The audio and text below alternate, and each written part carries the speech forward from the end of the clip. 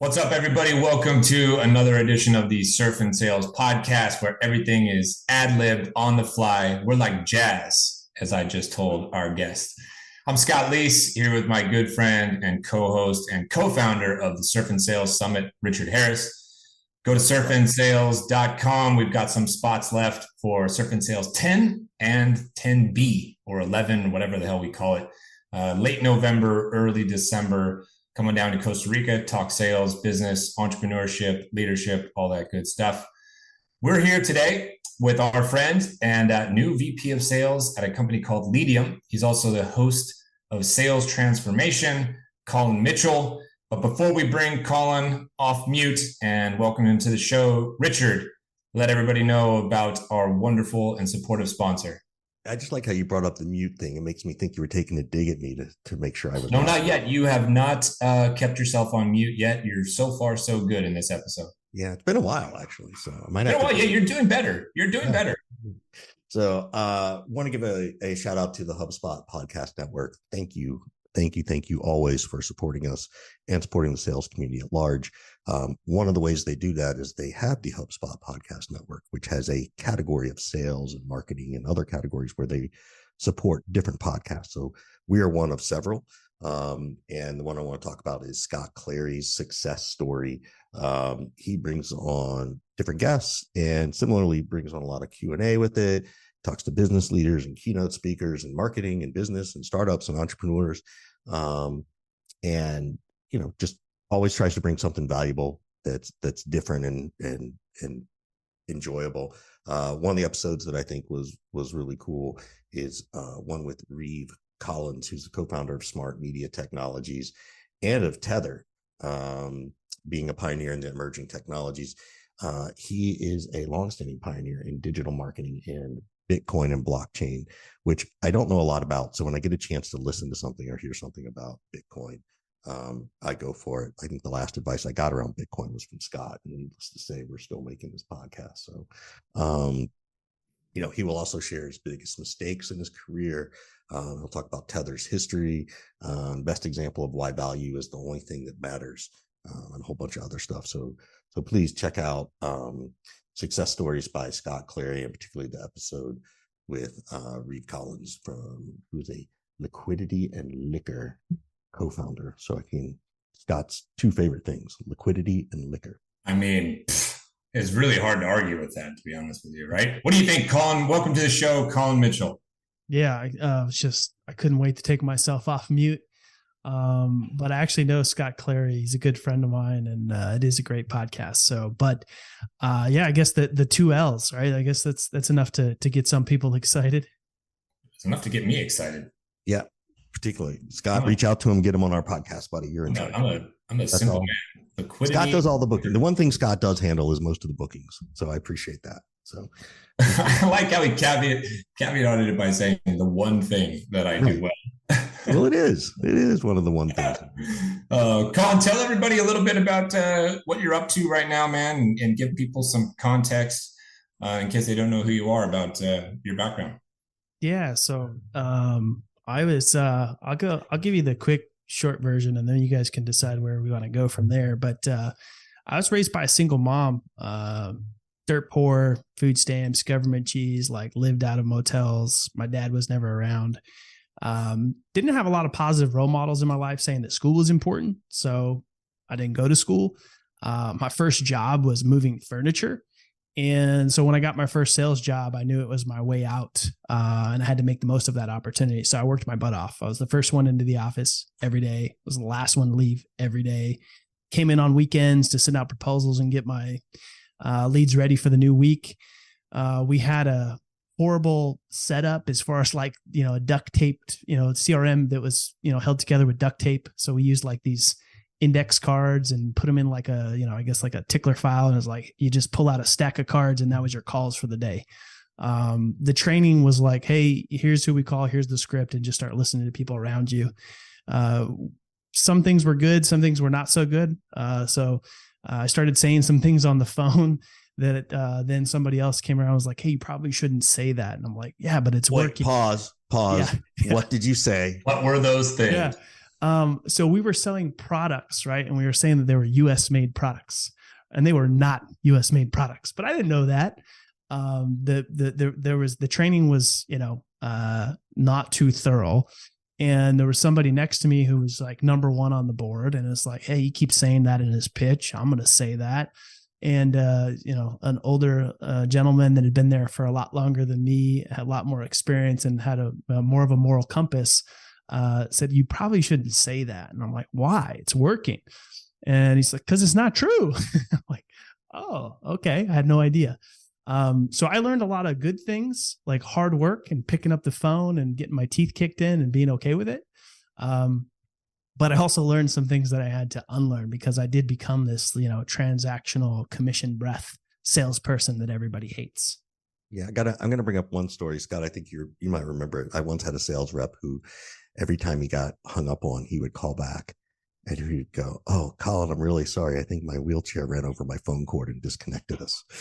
And guy was not in a wheelchair. He did not run over the cord, but I've been in those call center environments. But I have a question. What around that scenario? What made you listen to this person?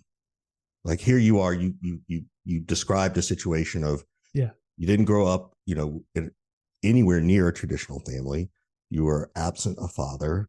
You're clearly, it sounds like your mom taught you the value of hard work, but here's someone come and you probably had to hustle. I assume you had to do some hustling, some level as a kid. What made you go, okay, I'm going to listen to the moral guy? Where did that come from inside you? Yeah. It's a good question. I think that I just didn't want to mess it up.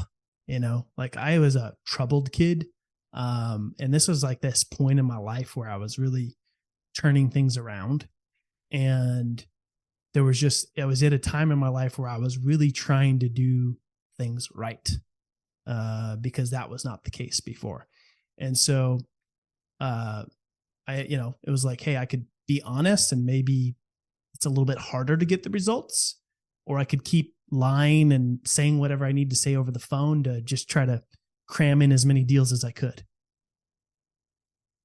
Yeah, I appreciate you sharing that because that's not easy. And I think the reason I also bring it up too is that you still see that.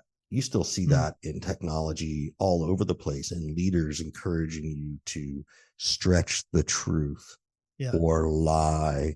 And it could be anything about the pipeline or they'll take what you said and tell the board that it's closer to closing than reality, or they'll tell you, well, don't say it that way, say it this way, when it's not necessarily the right thing. And so I think that moral compass is a really important piece. And, you just sort of hit on it. And I was like, oh, we should all have that reminder. That stuff matters.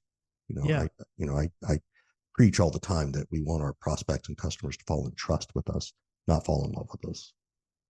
How long were you selling for, Collin, before you realized that you wanted to move into leadership role and, manage sellers and teach and train and enable sellers and kind of be a part of the strategic vision for building a sales org? Yeah.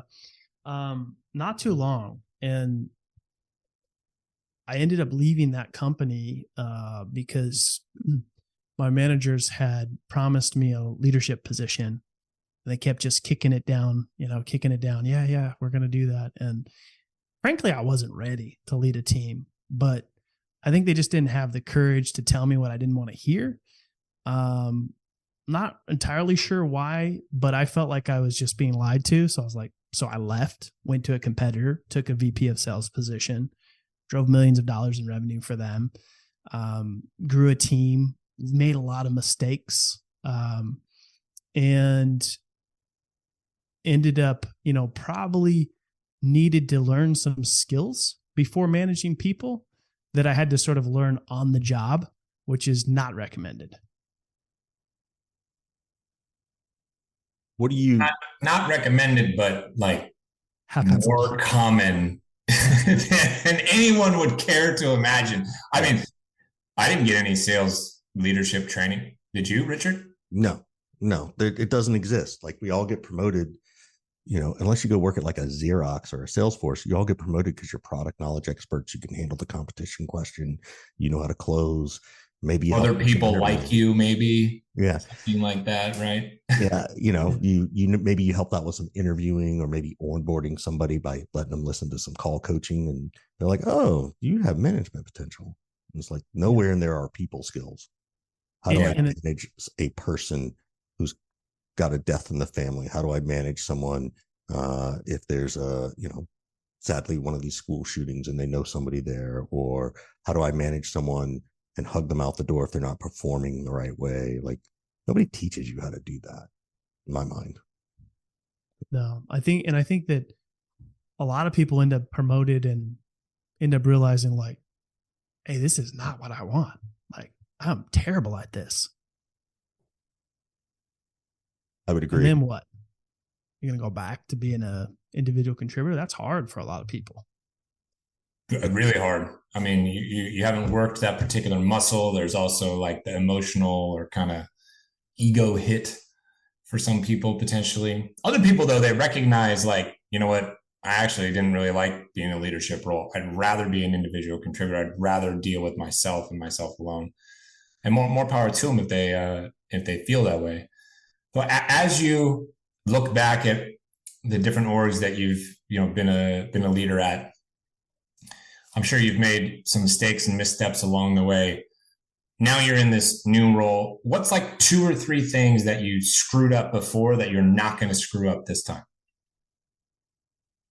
That's a good question. So my path has been a little, I don't know, different than most, right? I went from individual contributor to VP of sales, then founded a few companies, had a couple small exits, then back to a head of sales, now a VP of sales position, which is kind of uncommon for people to go into entrepreneurship, and things go, fairly well. And then, and so I'm at this place where I'm kind of like, I could do the entrepreneur thing, but I don't really want to. There's just a lot as an entrepreneur that isn't as appealing to me.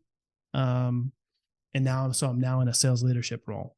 And so some things that I would say that I did wrong before that I sort of learned from is, not managing everybody the same way, right? I was that typical top performer, promoted to manager that thought, hey, everybody should sell like me. This is how I get the job done. Why can't they do it this way? And that's something that I had to learn through experience. And so realizing that managing people, is something that is a totally different skill set than selling. And there's always opportunity to level up in that area. Where do you feel like was one of the first places you wanted to level up there? I think a lot of it had to do with doing some more work on myself. Like you can't really, be supportive. You can't be supportive and be a great leader for your people if you haven't really cleaned up your own stuff and done some work.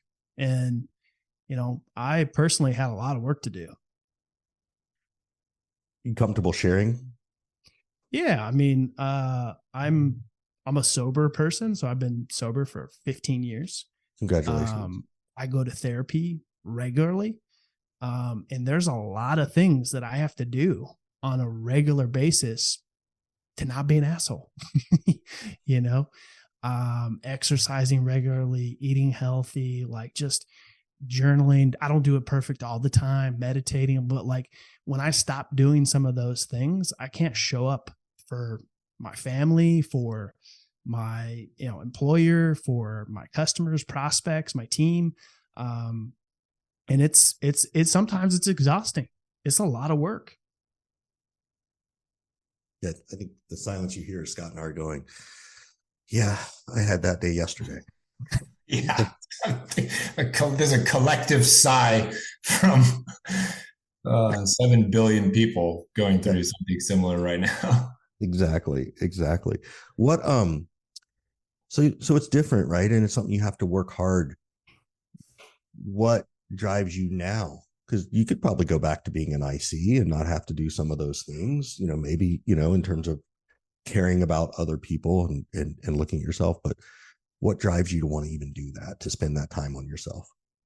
I think part of it is just wanting to give back, right? Like I've had a lot of mentors from afar or people that have, picked me up along the way and taught me some things. And just being able to pass that along of like, hey, there is a better way of selling or leading people or doing what's right, or, understanding that in sales, your reputation matters a lot. And just being able to give that back to some other people. Because frankly, there's still a lot of people out there doing things not very different than how I was first taught.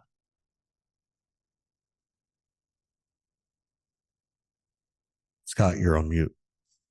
Yeah, I know. I was thinking, why is that? Like, why are people slow to respond, reluctant to evolve, unwilling to kind of adapt their methodologies? And what are some of those things that need to be let go of because they used to work and now don't? I think that sometimes it's hard to realize how big of a problem it actually is, because, when you do things a certain way and you surround yourself with people like you, Richard, and Scott, and, other people that are, speaking the good sales gospel and doing things the right way, and, giving away a lot of stuff for free, and being mentors, even from afar for a lot of folks, you kind of get into that circle where you're like, yeah, things are like, things are pretty good. Like, but the reality is the vast majority of, people out there, even, outside of tech, still sell with a lot of these, slimy, sleazy ways of going about doing it that has given sales a bad rap to begin with. So there's a lagging like sense of evolution from maybe some industries, maybe tech, SaaS, transferring over to other industries, retail, car, insurance, this type of stuff, real estate, maybe this type of stuff is what I'm hearing you say.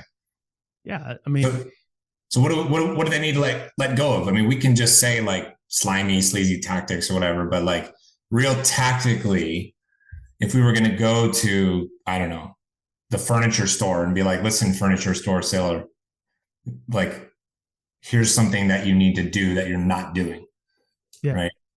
What are some of those things? I think that it even ties back to kind of what we first started talking about, right? Is like me sitting in that call center, being willing to say whatever I needed to say to get the sale done. And I think there's a lot of people that still subscribe to that. And I think get the deal at all costs, basically. Yeah. Yeah. I mean, Richard, do you agree, disagree? What do you think? I'm busy thinking of the next question I was going to ask you. So I just messed that up. So now you got to. Richard can't think on his feet that fast, Collin. Now you got to repeat. You got to give me the context for you asking me that question. So we're talking about like just what are some of the things that people in sales need to stop doing. Now, where do they start?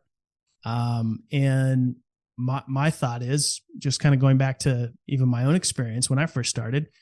I was taught, you say whatever you need to say to get the sale done. And I think there's a lot of people that still subscribe to that. And I was just curious to see if you agree, disagree, or what your thoughts are. What's interesting, because it's a different time where you can actually go find this information. And I think the earlier stage sales reps, finding this information around best practices is way easier than it was for me. I had to go to the library and like look on microfiche, which people can go Google that if you don't know what that means. And I can assure you that didn't happen to get better at my craft. And there was a greater sense of shame in this, even on the sales floor, that you didn't share your best practices. How'd you get so? I don't know, it just sort of happened. And I think there's just this very long hangover effect. And there's a different vibe in the tech startup world that the three of us live in than I think in the traditional sales world. And that doesn't mean it's bad. It just means it's different. And you've got legacy people in place, right? And you have, when you get to big companies, change is hard. I think someone told this to me the other day, is that sales the key goal of sales is to be a massive instigator of change. Yet, when we know there's a better way to do something ourselves, we are the most resistant to changing something we do. And I found that to be just really like sadly inspiring, because it's true. And I remind myself of that a lot. So that's my answer. That the why is because we aren't good at change. We're the worst at it, yet we advocate for it. Which leads me to the question I was thinking about, which is, building an evangelism team and an advisor team. How do you do it? Where do you start? I'm going to give you a second to think this out. I'm going to give you about a minute because I got to go read and do our HubSpot ad roll. So you think about that. Evangelism, advisor teams, where do you start? Is there a difference? How do you do it? So again, thanks to HubSpot, our sponsor. We are very proud and honored to be associated with HubSpot and supporting them, because they know that you're under a lot of pressure for sales, leads, marketing, creating the right CRM, creating the right contact, creating the right context for your outreach. And their CRM is super easy to integrate. I think it said about 1,300 different integrations you can add that you can customize to make it work for you. And they also have an AI powered tool, which is really cool now, that can help with content assistance and writing messages. And, they're on the up and up in terms of trying to get this all done and get this out there for you. So as you're looking at things, please take a look at HubSpot CRM. We really love supporting them because they support us, and we know that they support the sales community as a whole. So it's also pretty easy. You can kind of plug it in and use it day one. So that's our commentary for HubSpot. Check them out. And we've got a special link in our show notes. And I think if you say Richard and Scott said, it's free, we'll just get a nice email from them telling us to stop doing that in our podcast. So we'd love to get that email, by the way. That'd be a lot of fun.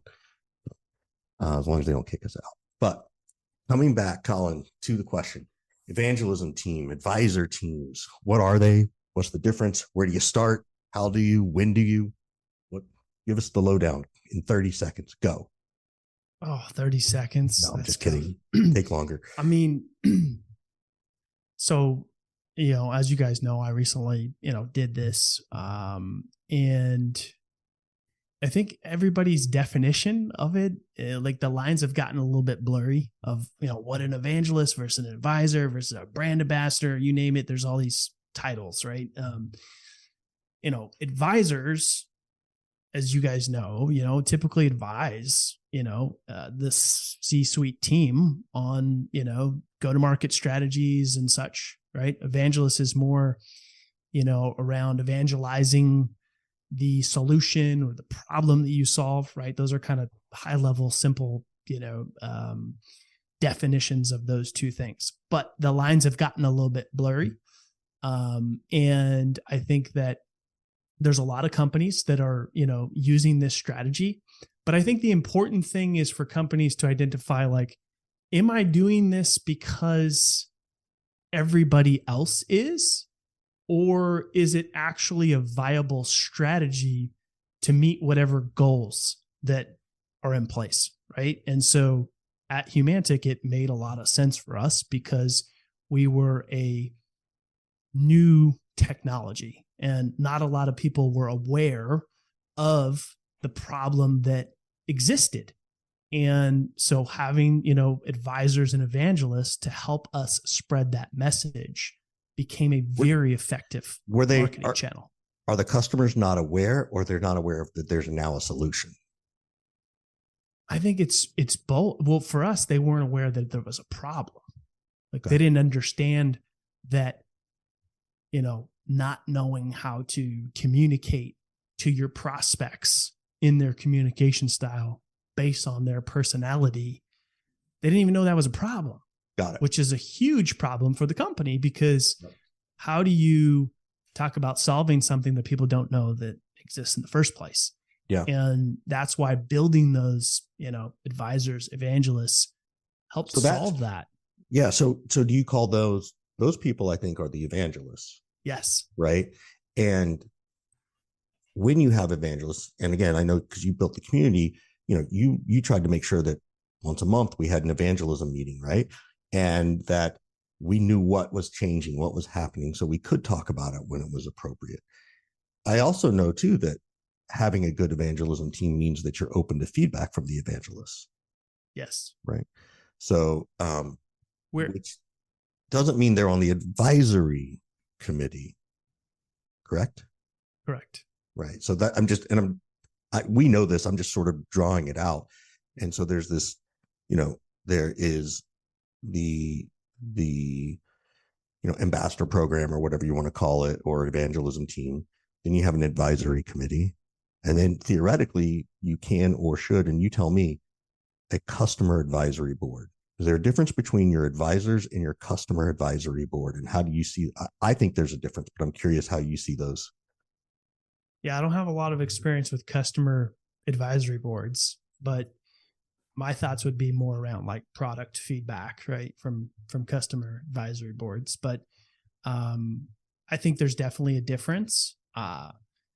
Never built a customer advisory board, but maybe you guys have a little bit more thoughts on that. Scott, you've been on the customer advisory board a couple of times, haven't you? Yeah, that has to do with like giving product information and feedback and kind of guiding them in the evolution, I think, of where the product is headed. I think most of these ambassador programs, advisory groups is about evangelizing. It's about being sort of hired marketing guns, potentially hired SDR guns, and helping facilitate deal flow and opportunity creation. And that part is not optimized very well, in my opinion.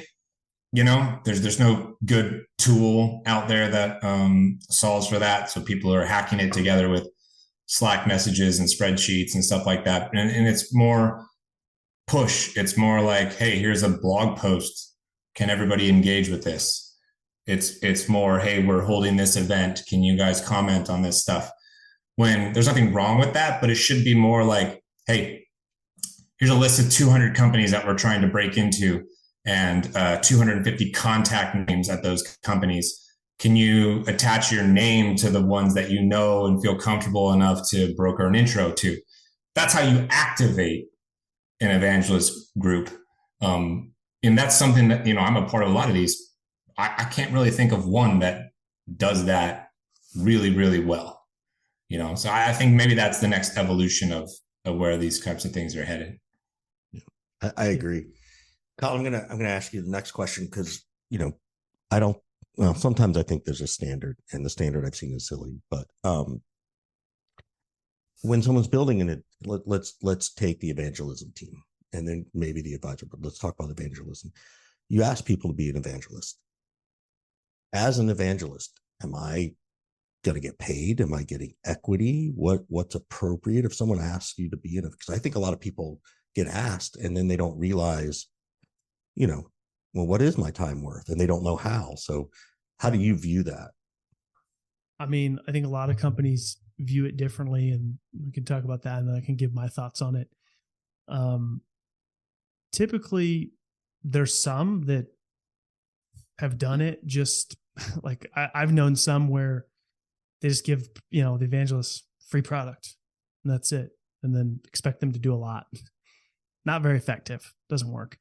And I'd say those are some of the companies early on that started to adopt this as a strategy. Right. Now, as an evangelist, typically there should be, some compensation for your time. Maybe that's performance-based. Maybe that's, a fee-based. Maybe that's equity-based, or a mix of those three. That's great. The problem, I think, with a lot of companies that are trying to do this is that they're doing it specifically just to tap into the reach of other people, and that's it. And so there's unclear expectations. There's not a good process for what Scott said of activating. One of the things that we did was when we got engaged with leads, we would see if any of our evangelists were connected with people in there and ask for intros when we could. And same with target account list. Did we do it perfectly? Did we fully, use it to the best? Probably not. There's definitely was a lot of room for improvement. But I think that also the other thing that you have to start to ask yourself is, are you just trying to tap into the influence of these people, or is there actually alignment there? Like, do these people actually align with like the mission, the goals, the message of what the company does? Because that's another thing where, it's not going to work out if there isn't that alignment. Yeah. And I don't think people think of that. I think they often are just trying to like ride the wave from some of the, visibility or popularity of certain, advisors that they bring on board. Like they're just hoping to stand next to the fire. So maybe they stay warm a little bit, Yeah. And I think it's unfortunate because it almost starts to tarnish it a little bit, right? Where like, it sullies the name of the thing a little bit, right? And it changes the value. Back to your point earlier about there's so many definitions of the term ambassador or advisor or evangelist or whatever. They mean different things to different people. There's no universally agreed upon term. So, you got one person who calls themselves an advisor who's like in the weeds doing work every single day for a company, helping them build go-to-market stuff.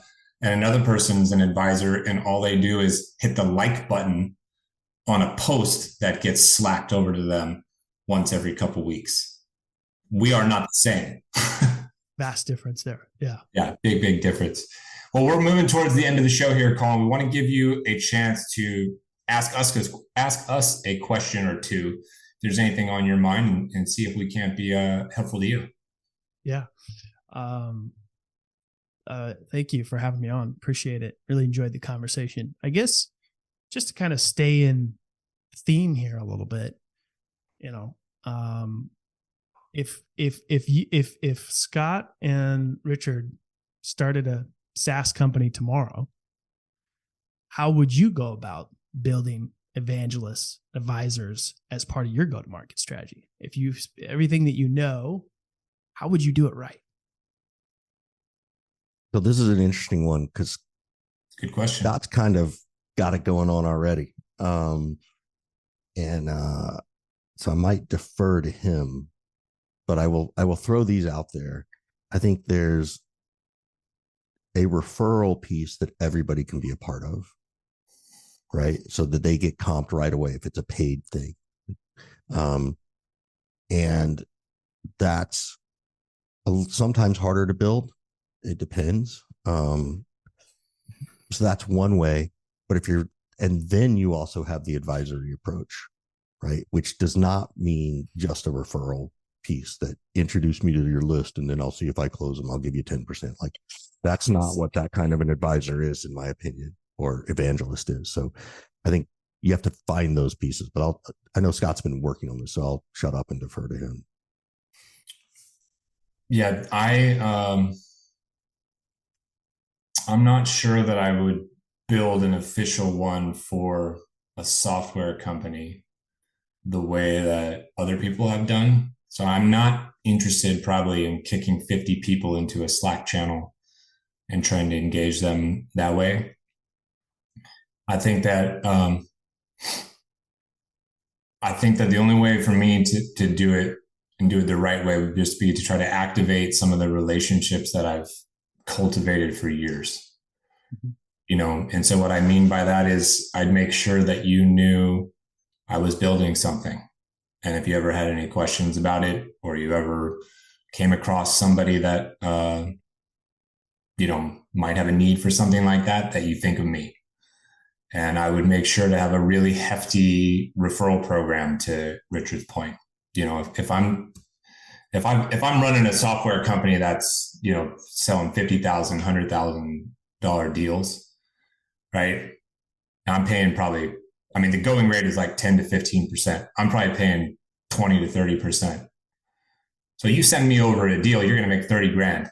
Now, for most people, that's more than what they earn every single month just from making an intro.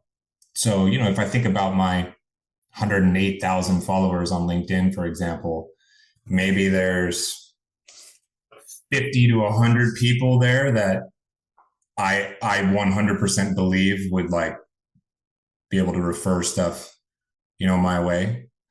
So I'm just kind of, I think, trying to cash some chips in from hopefully some of the goodwill that I've done, over the years. And anybody who then gets excited about what I'm doing and wants to play a more active kind of role, then we would start talking about, what that means and what that looks like. So maybe a little less formal and a lot more lucrative is my short answer. I think everybody that's listening right now is like, yo, where do we sign up? Well, I got to go to gtmunited.com to sign up. Well, I'm doing that. I'm doing that right there with Go-to-Market That's United. what I mean. Yeah. But the difference there is in the community, and we have the affiliate program and we're paying 30% and all that stuff. Anybody who goes to GTM United right now, you refer somebody over, you're making $150, right? You do, it's $500 for the year. So what, you do 3 referrals over the course of the year and you basically paid for the thing for yourself for free. But I recognize that making $150 is very different than making 5 figures on a software platform referral. And that's a big difference, right? Yes. Let's not lie about it. Okay. You pay 30% referral on $100,000 deal, and Collin's walking away with 30 grand because he just introed somebody to Scott that, he's presumably friendly with both parties, and he doesn't have to do anything. He's not having to pitch. He doesn't have to sell. He doesn't do anything. And all of a sudden I tell him, hey man, thanks for that. And the person he referred over is like, hey, I had a good conversation, going to use Scott's product. Collin gets a $30,000 check inside of 30 days for making a fucking intro. I would think Collin would be like, I need to send more people Scott's way. Yeah. And then as Collin goes to his, birthday parties and barbecues and he's just talking to people, meeting people on LinkedIn and podcasts and whatnot, he's going to be like, yo, Richard, have you seen what Scott is building? Dude, I sent the guy a couple referrals and he sent me $60,000 in the last 2 months of affiliate fees. Like, so he could, in theory, become sort of a recruiter of more affiliate sellers for my software product. Yeah. I think that's a big difference. I think people are, stingier than they need to be. Yes. Stuff. And just to kind of add one little thing to this point, because I've seen a lot of people, I've seen this go wrong for many people, and even I've had my own experiences. But when people send you business or referrals, right? You've got to have a system in place, where there's transparency, and make sure you pay those people in a reasonable time, or if they've sent you referrals, make sure you're updating them. They know where they're at. You could hack this together on a Google sheet but have something where like, hey, here's all of the contacts that have been attributed to you based on your referrals. Here's where they're at. Here's the deal size. Because as soon as people feel like there isn't a good system in place, or, they have to ask for the payment or whatever the case is, that's the last time they ever send you a referral. Agreed. I agree with that too. Yep. Yeah. Yep. You'll take my referral quickly and fastly, but you won't pay me quickly and fastly. Yeah. Yeah. I deal with that all the time right now. It drives me. I know you do. I know you do. I'm waiting on a huge check from somebody. It's been 6 months. 6 months. And honestly, they're not doing anything shady by their standards. It's like the way that they have written out their process and their terms. Yeah. Right. And it's just like not a great experience. There's a better way, I think. So. Yeah. You have the right software in place, have the right systems in place, have your CRM dialed in. A lot of people are quick to have a referral partner program, but they don't have the foundational pieces in place to support the people that send them referrals. No, they don't have a referral partner program. They have a, hey, introduce me to everybody, I'll take care of you later program. Yeah. Okay. Yeah. So, I guess I was being generous calling it a referral program. Indeed. Yeah. All right. Well, I think we're at the end. Do you have one more question or what do you got? Well, now I feel like I got to tee something up for you, Richard. No, but okay. Curious to get, I guess, some of the questions you were asking me about, just curious to know where, where salespeople, in your opinion, can get help. Like we talked a little bit about my past and stuff like that. And I know you're a big supporter of a lot of people, but just salespeople that are struggling, what are some resources? Where can they get help? You've been pretty transparent about some of your own, stories and stuff. So I'd imagine a lot of people listening probably, could use some resources and such. Well, I've got a good answer, but I'll probably defer to Scott again. No, I'm just kidding. So, best part about this podcast is when I make jokes and Scott laughs, but he has his mic on mute. Nobody ever hears him laugh. So it's like Richard laughing at him. They don't think you're funny, but actually, yeah, I did laugh. Well, I think there's a ton, right? So I think I have to promote Scott's GTM United program, where it is way more than just like, here's a little place to ask advice. That definitely is there. But then Scott has guests come on. He does live sessions with his Tequila Tuesday still. So he provides access, and it doesn't always have to be about sales. Like I know Scott, and I know his program, that it's often about sales, but a lot of times it's just about life. So it goes deeper. I think, for a management program, I like Modern Sales Pros. They're good friends of mine, and have done some great stuff with them for asking questions. Even ICs are a part of that one. I think if you're talking about mental health, Uncrushed is really good, which is, around mental health and sales. The Sales Health Alliance, with my friend Jeff Risley. He's got a book out that talks about mental health and sales and how to really work on yourself and look internally. And Collin, I don't know if you know it, you might want to go check him out. He's the one we've done the state of mental health and sales report the last couple of years, but he actually wrote a book about it. He's got a lot of great knowledge and resources available for people who want some level of support there.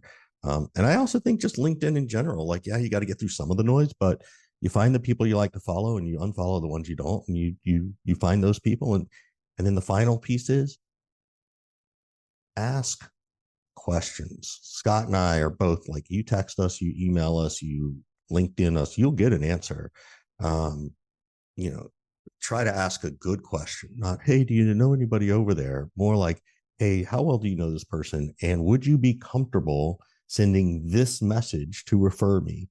Make the ask easy for us. It doesn't mean we say no if you don't make it easy. It just makes it easier and even faster for you. It makes it easier for you and faster for you. So I think that's the key piece, is ask for the things you're looking for. And even ask, hey, Richard, do you know a group that does this? Or Scott, like there's some customer success groups out there. There's a sales engineering and pre-sales engineering group out there. There's different stuff. So ask and look is probably my best suggestion. There we go. So, well, cool. We appreciate it, Collin. Thank you. As always, great to see you. It's a pleasure. And I love your little baseball team picture behind you on the home plate. That's cool. Oh, yeah. So we'll have to ask about that next time. But thank you, everybody. Next time we'll dive into Little League coaching strategies. All right. Let's do it. Thanks again, Collin. We appreciate you joining us, man. Thanks for having me. Yep.